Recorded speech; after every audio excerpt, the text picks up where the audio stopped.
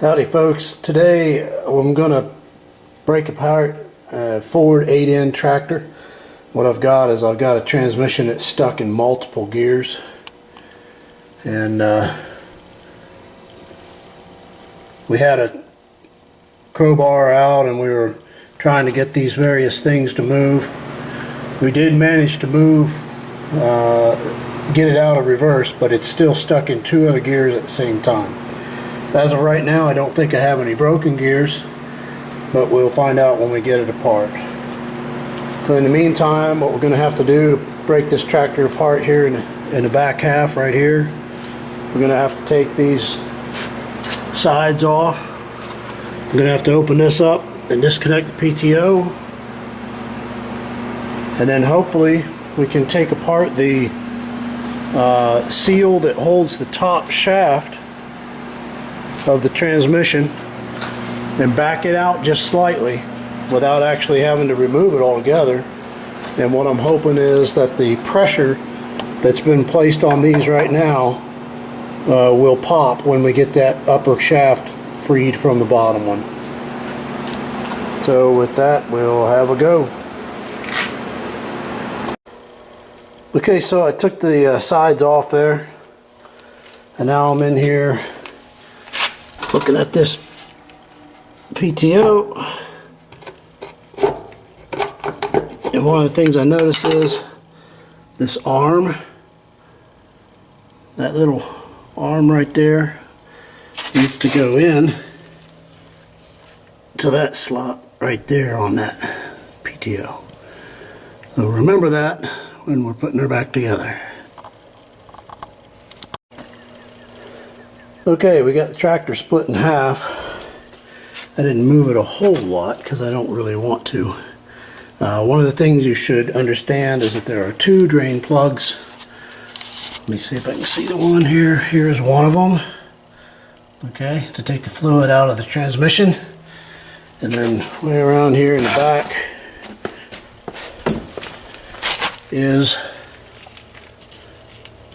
another one right there. I've got the plug out. I realized that after I got the thing to begin to crack apart, and so I got a mess to clean up later. And then what I intend to do here is these 4 bolts right here. I'm going to loosen those up and slide that back, and hopefully this shaft, the pressure will release and the gears will be able to move then. Okay. Okay folks, it worked. I got the thing freed up. So what I had to do, this thing actually came all the way off and laid down, but it was applying pressure with this conical disc here on this bearing, and that's what was holding the thing in line, and that's what I'll have to do to put it back. In the meantime, down in here, I got first gear now is freed up, and I also got this gear freed up, which was the other one that was holding it in, the one that controls this right here. So now I've got all the gears freed up. I need to put it back together, and when I've got it back together, hopefully the gears will still be freed up, and then we'll try to put their two halves back together. Okay, see you in a bit. Another quick little thing here, a couple things that were holding the tractor together that I failed to notice. So this is a brake. It goes across to the left-hand brake pedal on the other side and connects back there. So you need to pull it. It's just a cotter pin with a pin going through right here. No worries. And then on the other side, not everybody's tractor is going to be like this. This is kind of a custom job here. But my exhaust comes out of this manifold and down and goes back to the back, out the back. And see that ring holding it back there? I had to actually loosen that up and slide that through because the muffler itself was holding the tractor together. So just when you're doing this, look around and pay attention to those kinds of things that could be holding the tractor together while you're trying to pull it apart. So, and you'll notice in this case I left this side on, but I only took the bolts off the front. so it would slide and gives me a place to put my tools for the minute. Okay, try to put her back together.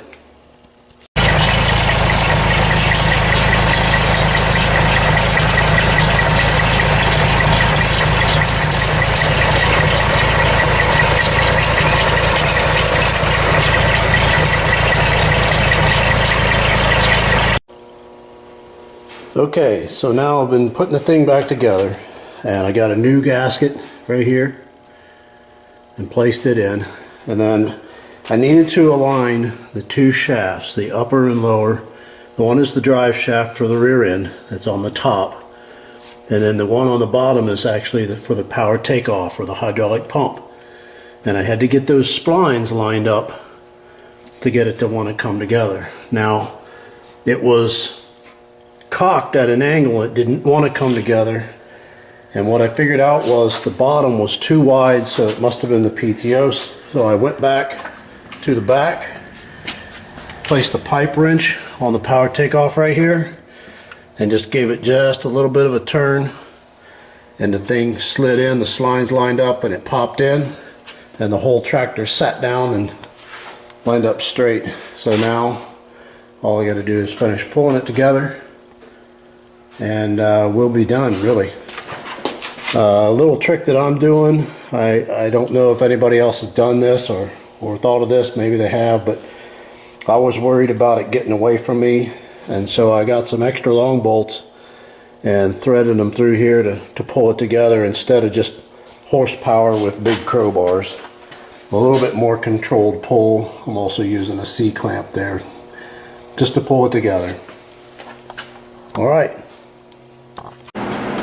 Okay, fellas, I guess gals and girls, when you're going to put the PTO back in, don't forget that you got to catch that notch right there. So when you're putting it back in, make sure that that lever goes right in there. If you miss it, you'll be taking this apart and trying to put it back together because your PTO will not be able to engage or disengage. Happiness of the tractor back together.